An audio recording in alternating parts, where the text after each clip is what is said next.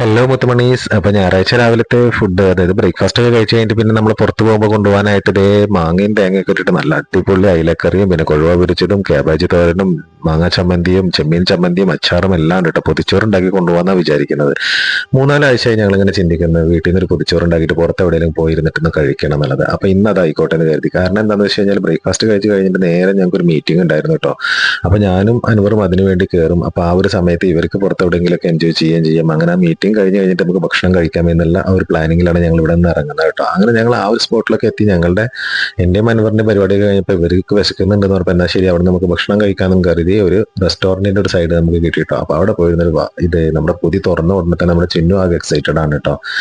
അത് കഴിഞ്ഞ് നമ്മുടെ അയാന്റെ കാര്യം പിന്നെ പറയണ്ട. അവൻ എപ്പോഴും ഇങ്ങനെ സ്പെഷ്യൽ എന്തെങ്കിലും ഉണ്ടായിട്ട് അതൊക്കെ എക്സ്പ്ലോർ ചെയ്യാൻ ഭയങ്കര ഇഷ്ടമുള്ള ഒരു കാര്യമായിട്ട് അവനും നല്ല ഹാപ്പി ആയിരുന്നു. അങ്ങനെ എല്ലാവരും നല്ല സന്തോഷത്തോടെ തന്നെ ഭക്ഷണമൊക്കെ കഴിഞ്ഞു. മാഷാഅല്ലാഹ് നല്ല ഉഷാറ് ഭക്ഷണമായിരുന്നു കേട്ടോ. എല്ലാവരും നല്ല ഹാപ്പി ആയിട്ട് തന്നെ കഴിച്ചിട്ടുണ്ടായിരുന്നു.